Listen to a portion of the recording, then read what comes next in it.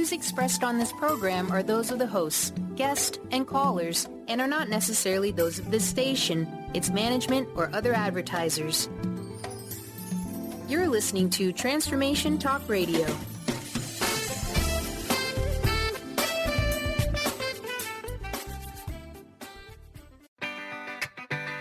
Get ready to rid yourself of all that is weighing you down and holding you back from living the life you want for yourself.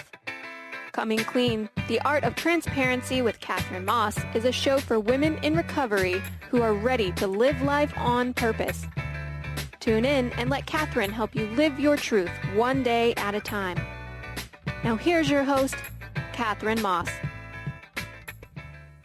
Hello, everyone. I'm Katherine Arati Maas, and you're listening to Coming Clean Radio here on Transformation Talk Radio.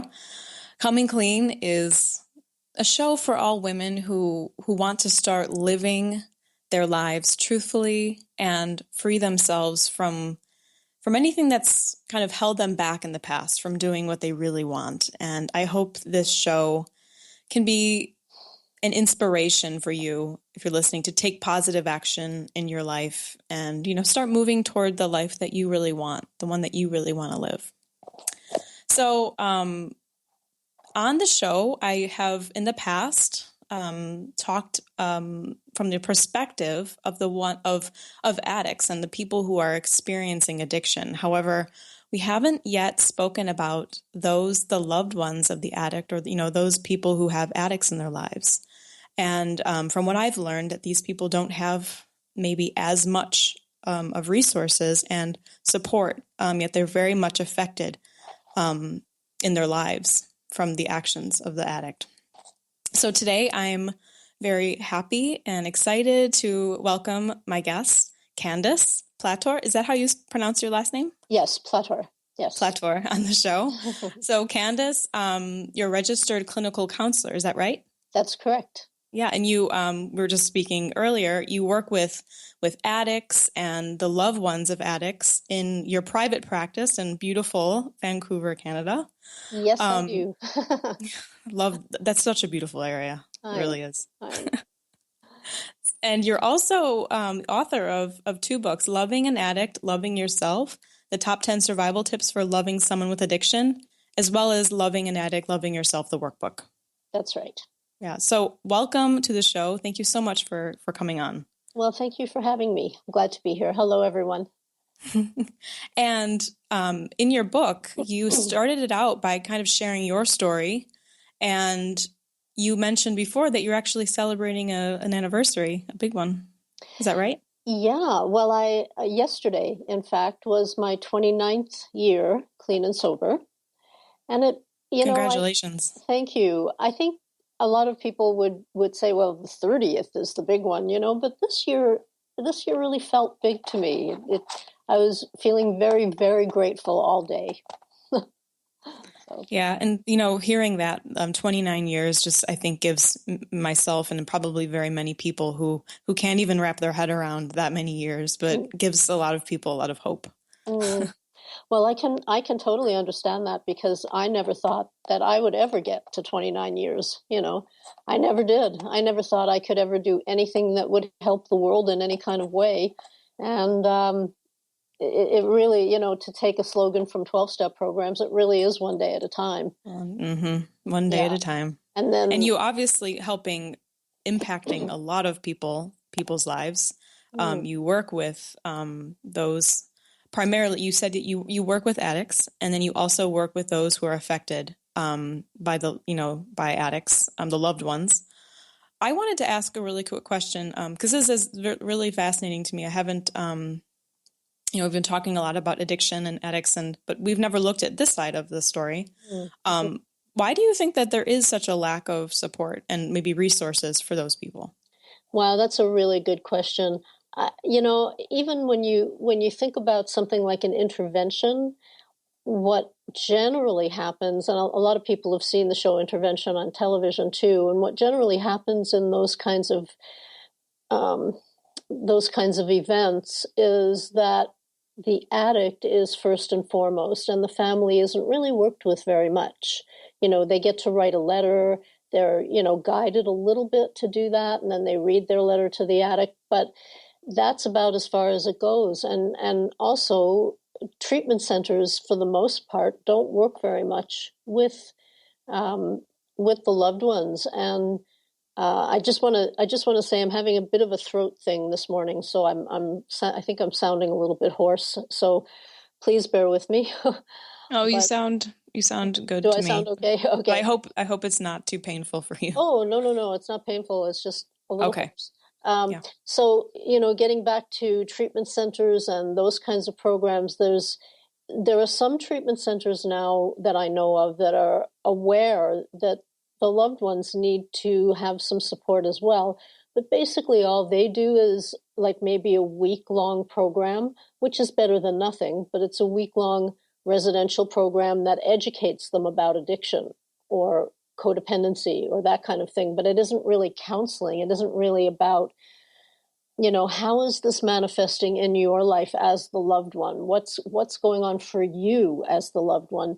Because if you think about one person with addiction, and you think about all the people who are affected by one person's addiction, because you've got mothers and fathers and brothers and sisters and aunts and uncles and grandparents and bosses and colleagues and friends and, fellow students and teachers. It just goes on. And everybody's affected by this. And I think probably close to I'm not a statistics person, but I would say 99.9% of people are either affected by somebody's addiction, even their own addiction, or they know somebody who is. Mm-hmm. And the loved ones suffer and struggle right alongside the addict. They really need help. I don't really know how to answer your exact question about why there isn't more. There definitely needs to be more. And this is why that's the choice I make, is to work with the loved ones, because they're just bereft. They don't know what to do and often are doing some of the wrong things. And that leads into the next question, like what can people do? And you think about that goes into the helping and enabling, which I really found very helpful in your book. Can someone, you think no one can change someone else. What can somebody do in this situation? Yeah, and you're absolutely right. In my opinion, I don't think we can change anybody else, but what we can do is we can change ourselves, and we can change what we're doing if we're affected by an addict. We can change our own behaviors, and we can educate ourselves, and so we can change our understanding. And we can learn about, the difference between enabling and helping, so that we're not continuing to contribute to the addiction continuing. Mm-hmm. That's what happens a lot of the time, is when there are enabling behaviors going on, the addiction doesn't cease. It doesn't stop.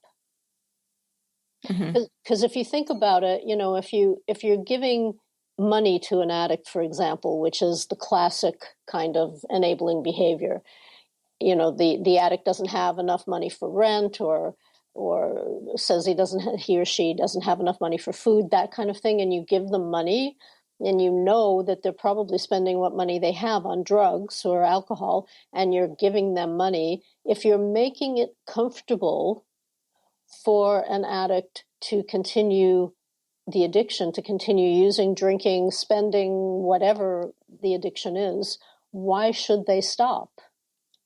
Mm-hmm. Yeah. And I've heard from people in my life who are affected by this that there's just so much frustration in the voices because of people who are enabling. And it's like you said, why, if things are being supported and they continue to live like that, why would someone stop? Mm-hmm. How do people know if their loved one is an addict? Well, I think there are a lot of different kind of things that an addict changes doing, like if you're not sure, most people are sure, but they're in denial about it, and they don't really want to think that their loved one is an addict. And when I say an addict, I'm talking about addiction across the board. So it could be drugs, alcohol, eating disorders, internet addiction, gaming, anything. We got Pokemon now, right? That's becoming an addictive behavior for some people. There was an article, I think, in the Huffington Post that was talking about how people aren't going to work. They're going Pokemon hunting. Is that a new thing? I feel like I'm out of the loop. Okay. It is a fairly new thing. I have one client who's doing this. So yesterday I had her explain it to me as best she could. But it's a game. It's it's an online game kind of thing. So, when a behavior begins to bring about difficulties in a person's life and affects their activities of daily life, that's usually when you know that somebody is an addict, that they've become addicted to whatever it is. And they start behaving differently. Certainly drugs and alcohol, it's easy to think about like an alcoholic, a person who's struggling with alcohol, getting drunk often, having terrible hangovers the next day, and not able to go to work, and feeling sick, and parts of their bodies, their livers, things like that become affected. With drugs, often they're out all night, they come back, they sleep all day, they're the mood swings are quite up and down, and that's not really who the person is that the loved one is seeing. They remember the person they love, and that's not it. Yeah. And it's probably also very challenging when people are, functioning in this regard. But we're going to take a quick break. So you're listening to Coming Clean Radio with myself, Katherine Arati Maas. When we come back, we're going to continue our conversation with Candace Plattor on loving an addict and supporting those with addicts in their lives. So stay tuned. We'll be right back.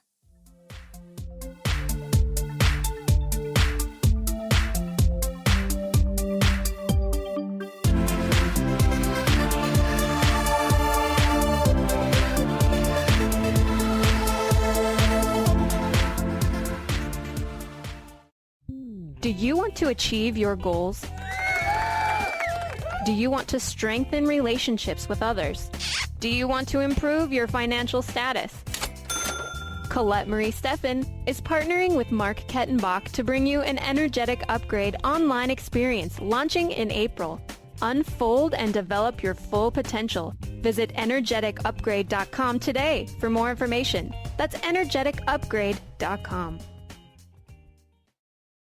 Chris Stanis is a spiritual leader and healer and teaches a course on how you can transform your life through a meditation and healing system that will manifest your spirit's dreams. She manifested the Women of Wisdom Conference, the Women of Wisdom book, and this radio show. And she can show you how to change your life too. Are you ready? Visit the website and contact her at voicesofwomentoday.com. That's voicesofwomentoday.com. Get ready to rid yourself of all that is weighing you down and holding you back from living the life you want for yourself. Coming Clean, The Art of Transparency with Katherine Maas is a hit show for women in recovery who are ready to live life on purpose. Tune in and let Katherine help you live your truth one day at a time. Live each Tuesday, 9 a.m. Pacific on TransformationTalkRadio.com. Shine On Radio. Find Your Shine with Kelly is the show that celebrates what makes you, you. Join co-hosts Kelly Wadler and Dr. Pat Basili as they break down how to brilliantly fuel and move your body and love what makes you shine. Kelly is a professional arts and wellness coach dedicated to helping brilliant women find their confidence, energy, self-love, and shine. Tune in to Shine On Radio with Kelly and find your shine on TransformationTalkRadio.com. Song of the Heart, Walking the Path of Light, from author and healer Francine Vale, is available now. Through Francine's life story, we learn how imperative it is to love one another. Once this simple truth is learned, peace on earth will prevail. Song of the Heart is a life lived and a story told for this purpose. To learn more about Francine and her amazing gifts, or to order your copy of the book today, visit angelsandlightbeings.com. The Doctor is in. Tune in to the hit show, The Psychic Love Doctor, with host Deborah Lee. Deborah's life-affirming, highly perceptive reading method has taught Deborah how to zero in on specific problems with relationships, career pursuits, and current roadblocks to success and happiness. Join Deborah Fridays at 2 p.m. Pacific, and for a special broadcast the second Thursday of every month at 11 a.m. Pacific on TransformationTalkRadio.com.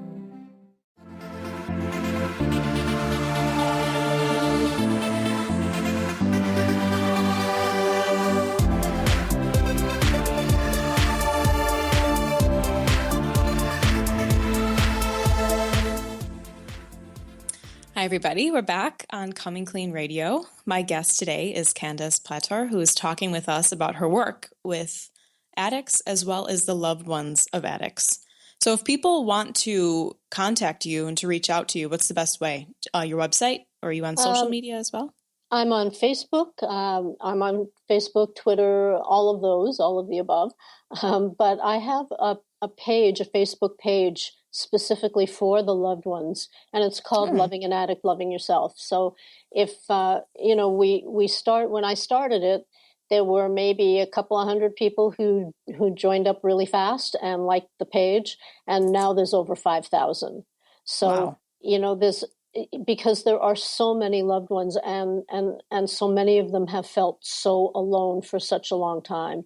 It's not something that people generally like to talk about, so with people who they think might judge them and might not understand them. So I really invite you to come and lurk for a while if you want to, but feel free to come and comment and like and read some of the things that are put there. Yeah, that sounds great. Because you're right. I mean, of course, like maybe some people who are addicted won't talk about their addiction, but even more so, people of the loved ones of addicts probably don't feel like they can talk about that with anyone. They probably, they feel alone. They do. They feel really alone. And the reason for that, I find, I've been doing this work for about 25 years now, and I really know what loved ones feel. And a great deal of what they feel is shame about having an addict in their lives. And the shame comes from them believing that they caused their addict's addiction. And they didn't cause their addict's addiction, because the addiction is the choice of the addict. And maybe we can talk about that, as well today. But the addict is making his or her own choices. We can't choose that for anybody else. We can't make an addict become an addict. And so that's a really good point you brought up a lot of really good points. So that's obviously maybe a bit controversial. And because I think that many people have their own beliefs about addiction and where it comes from. In your book, Loving an Addict and Loving Yourself, you believe that people choose to go down the path of addiction. It's a choice. Well, let me clarify, because what I'm saying is I do not believe that people deliberately choose to become addicts. I mean, I certainly didn't. I don't think anybody says, well, gee, that'll be fun, let's be an addict. I don't think that people make that choice. So, and in fact, I really believe that for most people struggling with addiction, they didn't ever think that they'd become an addict. This is going to happen to the other guy. It's not going to happen to me. I'm not the one that's going to get addicted. I can handle it. And again, to borrow from 12-step, they call that terminal uniqueness, that the addict thinks that they're so different that it won't happen to them, and that kind of belief system can actually kill you. So it's terminal uniqueness.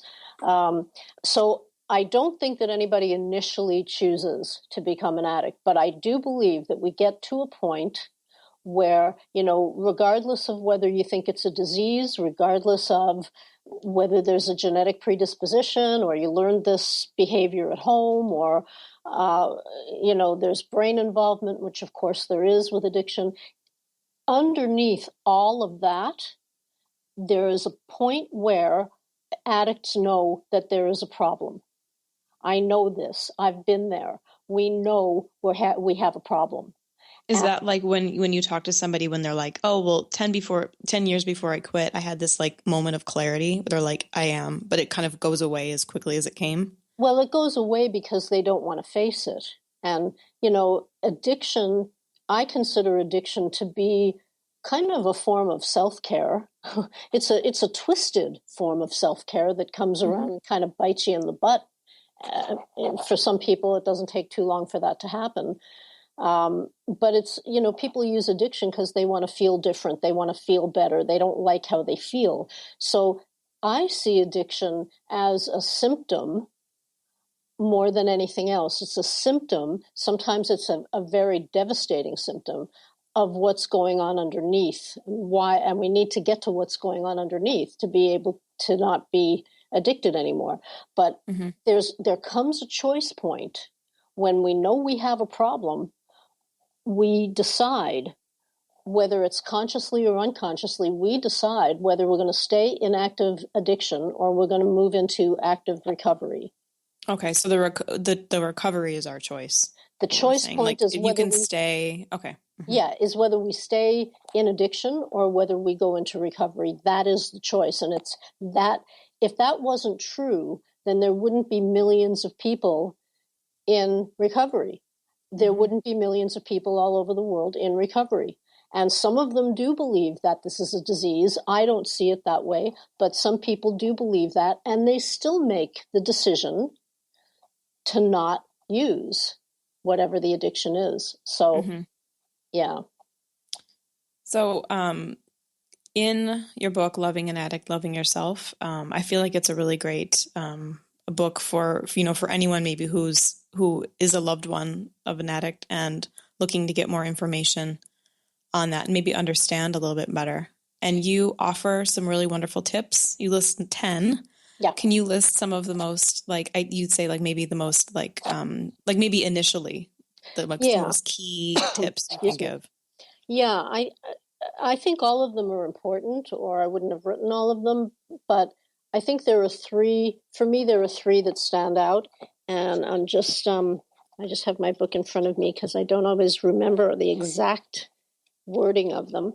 But the first one that I think is really important is survival tip number 3, which says you cannot control or fix another person, so stop trying.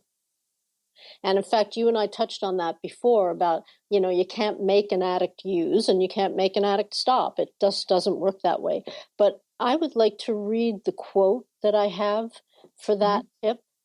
I have quotes from other people for each tip, and this one is my favorite. It's by Robert Heinlein, who wrote Stranger in a Strange Land, if anybody knows that one. I always felt like I was a stranger in a strange land. So I like that book very much. And his quote for the tip of you can't control or fix another person, so stop trying, is never try to teach a pig to sing. It's a waste of time and it annoys the pig. I like that one. And really, I'm not calling addicts pigs, please understand, because I'm an addict too. But you can't control anybody else. And so loved ones need to be looking at themselves and what they're doing and how they can actually move into a place of helping, being a huge help to the addict instead of enabling the addict, which is probably what's been happening. Yeah. Shall I go on to the next one that I think is important? Yeah, please. Okay, so the next one is tip number 5. And that one says, learn the difference between helping and enabling. So, when we were talking about the shame that loved ones feel thinking that they've created this problem or that they are responsible for the addict's addiction. They've caused it. If you're a loved one listening to this show, you have not caused it. It isn't your fault. That being said, you probably have been contributing without realizing it, and certainly without wanting to. You've contributed to the addiction continuing if you've been enabling your addict. So you need to learn the difference between what are enabling behaviors and what are actually helping behaviors. Yeah. Mm-hmm. I mean, yeah, that's a very fine line, I'm sure, enabling and helping. It can be a really fine line. But they are different, and it's important to know that difference. So the third one that I think is really important is survival tip number 8. And that one says, know that self-care does not equal selfish. Mm-hmm. Because so many loved ones don't take care of themselves. And they think, especially if they have an addict in their lives and they're catering to the addict and everything is about the addict and they just want to help the addict, which is understandable. But their own life goes on the back burner. And that's not helpful to anybody. It's not helpful to the addict in your life to be constantly obsessing and, doing everything for the addict. And it's not helpful to you to not be dealing with your own life. A lot of loved ones get sick with severe illnesses when they do this. There's just, the self-respect, which I talk about a lot in the book. Loved ones don't often feel a lot of self-respect because they're not taking care of themselves. So that really needs to shift. And in this chapter, I talk about how to take your life back and really, holistically. So looking at the different parts of your life and what's important to you and how can you get that started. And yeah, I can imagine that must be very difficult to understand, that you can be shifting it on yourself, yet still love this person, or still take care of them, or not take care of them, but help them and not enable them, but then shift it to yourself. And I'm sure there's a lot of guilt that goes in, I'm being selfish here. I really want to, I really want to talk about that a little bit more after the break. Okay. So we're going to take a quick break once again, and we're going to come back and continue our conversation on the work that Candace does with addicts and the loved ones of addicts. So stay tuned. We'll be right back.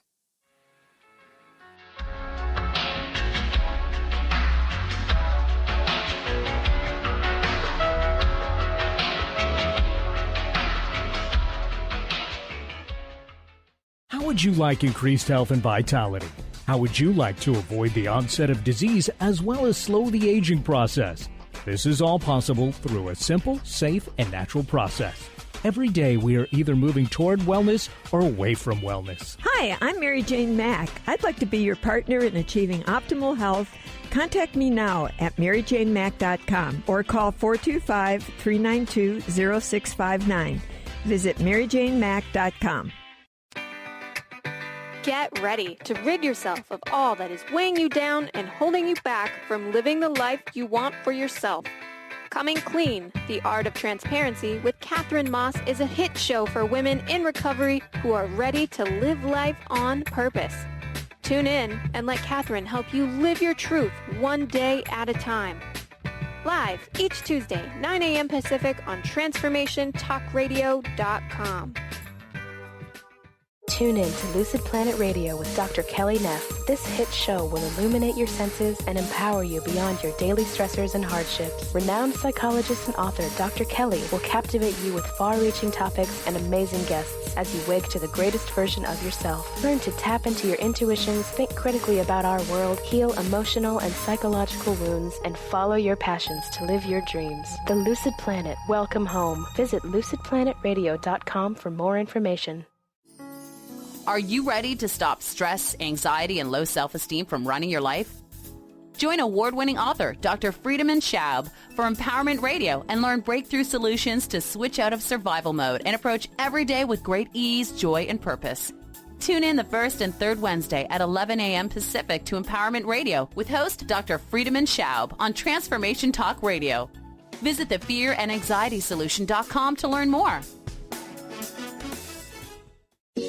Almost everyone at some time in their lives ask themselves, what am I? Most of our questions are ego-generated and simply don't address the problem of our false self. It's time to relax your ego and embody your soul. Dr. Dan Cohen, neurologist, inventor, and author, has created tools to awaken a new way to transform from who you thought you were into what you truly are. Visit toolstoawaken.com today. Hi, I'm Tim Darter. And I'm Steve Kramer. Join us on Spirit Fire Radio. Discover how to add the mechanics of meditation to your day. And watch yourself connect in a whole new way. Find the amazing moments in life's routines that often pass us by. Add to your awareness with Spirit Fire Radio. Tune in each Wednesday at 9 a.m. for your weekly guide to practical mindfulness. And to learn more, visit www.spiritfireradio.com.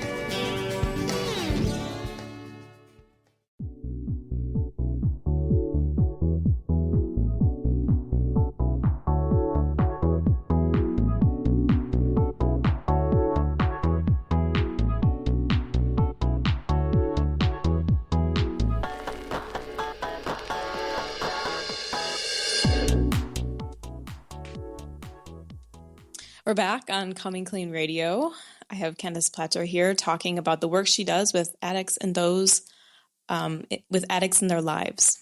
So before the break, we were talking about self-care and the feelings that people might have or the hesitancy to care for themselves, feelings maybe that it's selfish or feeling guilty. Can we talk a little bit about maybe where this feeling comes from, of how that relates from their earlier life and family and being comfortable in that enabling role? Yeah, I think that's a really good point. Many of the loved ones that I deal with have had addiction in their growing up family, in their family of origin.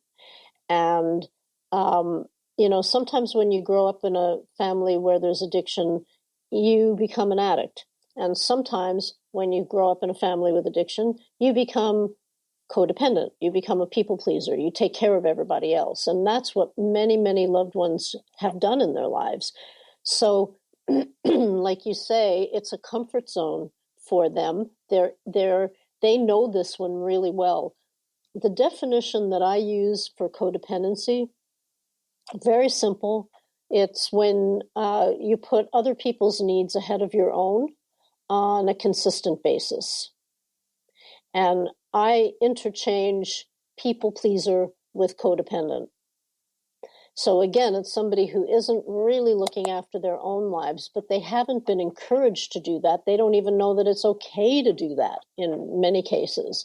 And so when they start working with me or they read my book, excuse me, they start to just very, very slowly come out of their comfort zone and start to, I'm working with a family now where they have a cabin for the summer, and finally they're wanting to take these are loved ones of somebody with an addiction, and they want to take time at their cabin, and I'm getting up and doing the happy dance because yes, go have take some time. Maybe you won't have fun, they're not quite at the point of having fun yet, but definitely they're at the point of wanting some serenity and wanting to look after themselves and not be obsessed with the addict in their lives, and those are great starts. Mm-hmm. Oh. So, is in your book, you talked about enmeshment, and is that the same as codependent behavior if a couple is enmeshed with one another? Yeah. I mean, if you're not really living your own life, but you're kind of riding around in somebody else's back pocket, you're enmeshed with somebody else. And often people who do this really feel like they just don't know who they are. They don't know what their interests are. They don't know how to live their own lives. If they're not enmeshed with somebody else who, quote unquote, needs them. You know, they get some of their feelings of value by being needed by somebody else in these kinds of ways. And if they're not in those relationships, they flounder. They don't know what to do. And so sometimes when these relationships start to break apart, which can be very healthy but difficult, when they start to break apart, the loved ones who have been taking care of this other person just, I don't know what to do. I don't know who to be. Who am I? Mm-hmm. And I think even though that's a very difficult place to be, and I know that because I have been there, it's really the beginning of a healthy journey. If you can stay the course, it's a beautiful beginning. Who are you? Indeed. What kind of life do you really want to have? So is it like distraction? If you're like putting all of your focus on another person and feeling needed, is it just a distraction from focusing on your own life? Yeah, I think it is, but I don't think that people see it that way, you know, because their need is to feel needed. When people are codependent, when somebody's a people pleaser, this is a good thing to talk about. We become people pleasers because we absolutely hate conflict. We don't want conflict. So I will do whatever you want me to do. I will twist myself into that pretzel, and I'll be who you want me to be, just so that you won't be angry with me, or you won't be frustrated with me, or, and this is a very difficult way to live.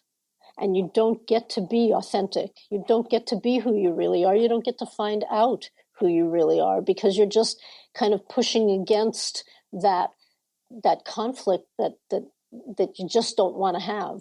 And what I've learned over the years in my own recovery, as well as in helping other people, is that when we can learn how to handle somebody else's anger toward us in healthy ways, handling somebody's frustration toward us, or whatever it is that they're trying to throw at us, when we can handle that in healthy ways, we are emotionally free, and we don't have to people please anymore. Mm-hmm. And we and respect not looking ourselves. and not looking for the like outside approval or validation. Yeah. Validation. Yeah. Yep. But it's also possible to be both an addict and a codependent, right? Absolutely. This is a very good point. A lot of addicts wear two hats, and a lot of loved ones wear two hats. Sometimes a loved one is also somebody who at 5 o'clock, when they start making dinner, they're having a few glasses of wine. Mm-hmm. Just to get away from the feelings of everything that's been happening. And people who are already in addiction are, the thing about addiction is that it really does create a lot of self-absorption. So once you really get entrenched into an addiction, into an addictive behavior, you don't really care that much about anybody else. But people-pleasing and codependency is also, I think, an addictive behavior. You do it so that you don't have to face your own stuff. And so sometimes loved ones, even with all they do, all they give to somebody else, they're really actually meeting their own needs. And this is really hard for a loved one to wrap their heads around. Mm-hmm. And it's probably hard to get out to break that pattern if you're very comfortable, quote unquote, as you said in the book. But here's the thing. If you're a loved one and you want your addict to change, you want your addict to come out of his or her comfort zone, you're also going to need to be willing to come out of yours. And you recover together. And this is why I work with families. I work predominantly with families now. I don't work with just addicts or just loved ones, because this is a family condition, and everybody is affected in the family. Everybody is, whether they think they are or not. And so everybody needs to heal. And I'm so passionate about helping families heal from addiction, because it absolutely is possible. And I get some really good results. Mm-hmm. Yeah. And in your book, you had, posed the question, like the magic question, to those loved ones, right? It was like, what is the magic question? The magic question in psychology, the magic question is, how would your life be different? What would your life be like if you didn't have this situation in it? Mm-hmm. And it's interesting, the responses that I get, because some people will say, oh, it would be wonderful, if the addict I love would stop and become the person that they used to be, and my life would be totally different. It would be wonderful. It would be fantastic. That's one response. And the other response is, I'm not sure what I would do with myself, which I think is probably closer to the truth. Mm-hmm. Yeah, that's like, they don't even know. They're so wrapped up in the codependent or, the people pleasing, that they don't even know if this wasn't the way, what they would even do. Yeah. And I want to just say one other thing about people pleasing, because in some cases, loved ones are afraid of the addicts in their lives with good reason. And there are addicts who have been allowed to get away with being rageful, who, punch holes in walls, who hit or push their family members, who are allowed to do these kinds of behaviors, and there aren't any consequences. If there aren't consequences, behaviors don't change. That's, if nothing changes, nothing changes, right? But if you have an addict in your life who really could be physically dangerous to you or somebody else that you love, you need to get some help with that. And it's totally understandable why you'd want to avoid conflict.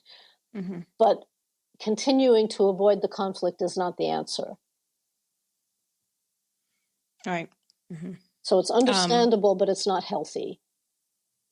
Yeah. Yeah. So we're going to take another break. And when we come back, we're going to further discussion and also talk about some alternatives in recovery. So stay with us. We'll be right back.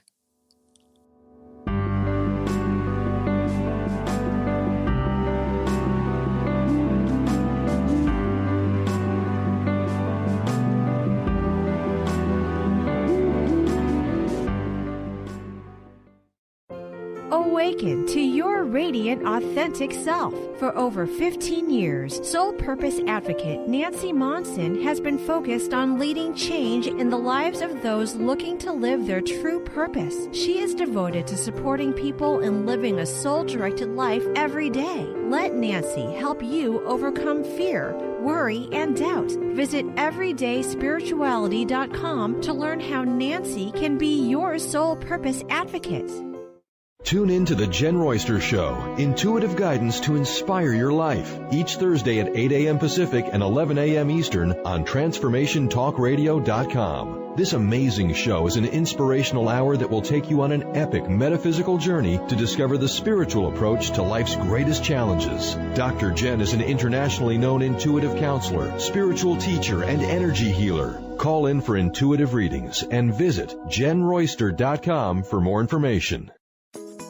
Get ready to experience Truth Talk Radio with host Deb Acker. Tune in to Truth Talk Radio each Wednesday at 3 p.m. Pacific on TransformationTalkRadio.com to illuminate the truth in your daily life as you experience life, love, and abundance from a whole new perspective. This hit show will leave you feeling lighter and bring you into a place of infinite possibilities every day in every way. Visit TruthTalkRadioshow.com for upcoming transformative topics and guests. Get ready to rid yourself of all that is weighing you down and holding you back from living the life you want for yourself. Coming Clean, The Art of Transparency with Katherine Maas is a hit show for women in recovery who are ready to live life on purpose. Tune in and let Katherine help you live your truth one day at a time. Live each Tuesday, 9 a.m. Pacific on TransformationTalkRadio.com.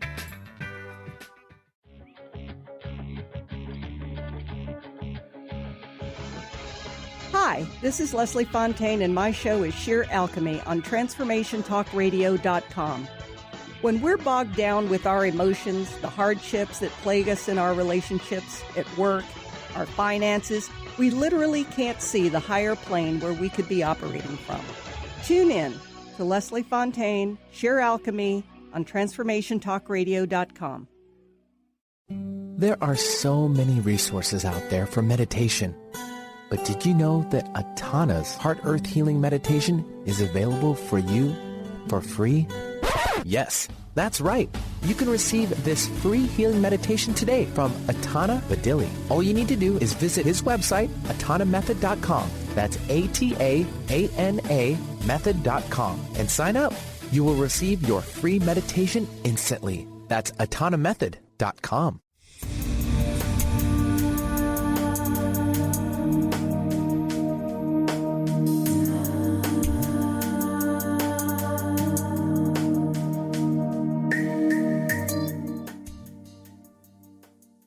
Hi, everybody. Welcome back to Coming Clean Radio. I'm your host, Katherine Arati Maas. I'm speaking today with Candace Plattor and the work she does with addicts and those with addicts in their lives.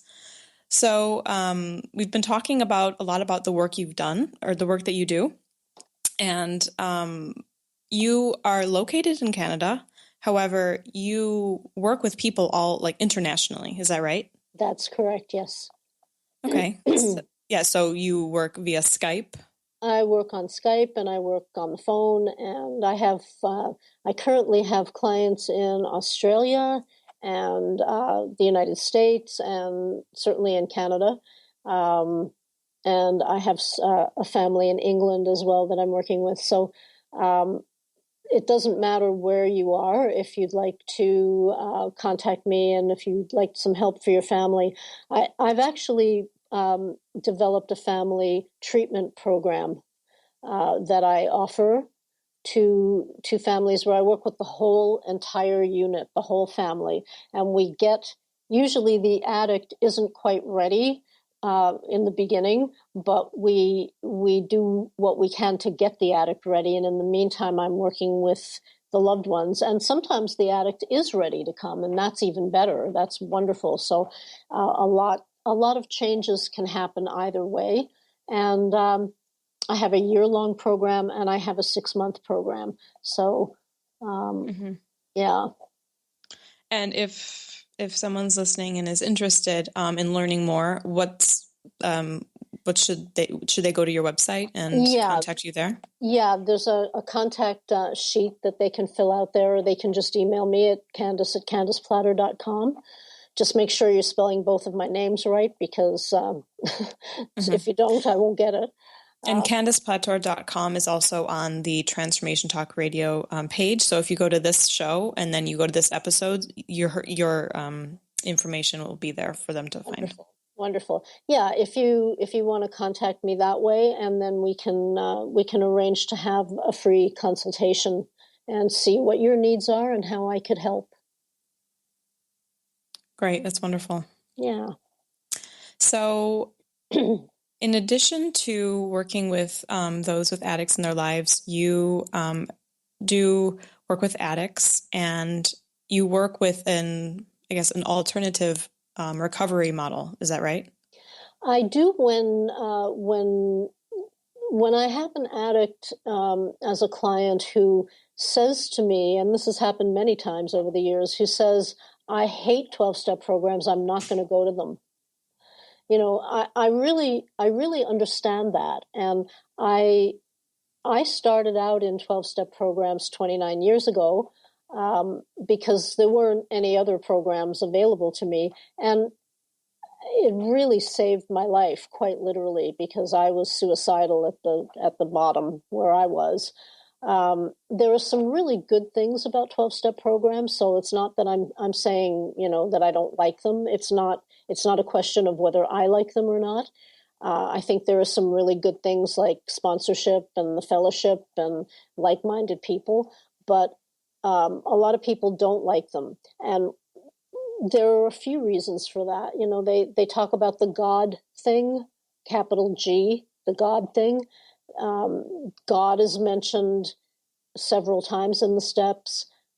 people who have been in families where there have been, problems with religion, maybe shame about religion, don't like that. They've become more spiritual than religion, and they don't like the wording, or God as we understand him.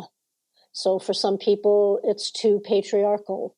There's also the idea in 12-step programs that if you don't work the steps exactly the way they're written, exactly the way everybody tells you to, that you're not willing to do whatever it takes to be in recovery. And that's just not the case a lot of the time. So I'm really happy that there have been some different programs that have come up during the years that I've been clean and sober. I'm very gratified to see that. Do you find that when you said people are saying I don't want to do 12-step, is that more and more often that you're hearing this from your clients? Well, I think it probably is. It's not like I hear that all the time, but I think there are groups of people, like often women don't like the 12 steps, the wording of the hymn, and the patriarchal flavor of it. People of color don't always like it. The gay community doesn't always like it. But I'm not saying that the 12 steps can't work for those people. Please don't misunderstand me, because it can work for anybody for whom it is a fit. It's just not a fit for everybody. And so we need to have other programs. Yeah, and it's also just nice, whatever you choose, just to know that you do have an option, that you have several options in front of you to choose what's best for you. Exactly. And one of the ones that I really like is the 16 steps, and that was created by a woman named Charlotte Castle. That's Kasl. The 16 steps are not just the 12 steps and 4 more added on. The 16 steps are a whole different set of steps. And she was in the 12-step programs and not liking it much when she decided that she was going to change the wording of the steps, which I think is very courageous of her to do. I think it was frowned upon, especially years ago when she came up with this. But the 16 steps are much more inclusive and spiritual rather than religious in tone. And, they don't talk about how you're powerless. They actually talk about how you do have the power to take charge of your life. You have the power, if you choose to do it that way. So it's just a very different set of steps. If you want to look it up, it's on my website. On the free articles page, there's an article about the difference between the 12 steps and 16 steps. So that's one alternative. And that's when you've used that with, you said that you've had experience in a group with other women and with maybe clients, perhaps. Has it been well received? It's been well received, yeah. I ran a group for a number of years in Vancouver's downtown East Side area, which is the lowest income area in all of Canada. It's where you have per capita the most addicts and alcoholics, and I was there for 16 years as an addictions counselor. So while I was there, I ran a 16-step group. As soon as I saw these steps, as soon as they came out, it was like love at first sight for me. And there were women who came to my group week after week after week, and it was so empowering. It was just such an empowering set of steps that we just kept doing it. I have to say, when I've come across them, it was kind of like love at first sight. I was a bit just like intrigued. I was like, whoa, this, that's great. Like just the wording, it just, some people, it will speak to some people, and they'll be like, yeah, that's really something I could do. I think it's really worth looking it up. It's not just for women. I mean, men can use it. And when I have clients who don't want to go to 12-step programs, what I often do is I copy the steps. We get the workbook that Charlotte Castle wrote. It's called Yes, You Can. And we go through the 16 steps together. So It can be done one-to-one that way as well. And that's the workbook, Yes You Can, is a great tool to have to if you want to start your own group. Because she tells you everything you need to do, and she's got writings and readings about each step, and even templates for flyers that you can use. I mean, it's a wonderful book. Yes, you can. Wow. Thank you for that. I'm going to look into that. Yeah. Well, I'm hoping more of them will spring up, Well, thank you so much for coming on to the show and sharing you have so much knowledge about this area and all of your insight. And thank you, for the important work that you do. Thank you. Thank you so much, Katherine. Yeah. Yeah, and I want to invite. I definitely want to have you on again if you'll come on. I would love to come back. Yep. It was so great talking with you, and I'm sad that this show is over now. Yeah, fast. I want to thank all of you out there for tuning in to Coming Clean. Please join me every Tuesday at 12 p.m. 12 p.m. Eastern, 11 a.m. Central, and 9 a.m. Pacific time. You can visit to learn more about Candace. You can go to CandacePlattor.com and her website, and also Loving an Addict, Loving Yourself on Facebook. And my website is KatherineMaas.com. So have a great week, and we'll see you back here next time. Thank you. You've been listening to Coming Clean, the Art of Transparency with Katherine Maas. Join Katherine and countless other women in recovery stepping into their truth and supporting one another, living life on purpose. Tune in each Tuesday, 9 a.m. Pacific on TransformationTalkRadio.com or visit the archives at ComingCleanRadio.com.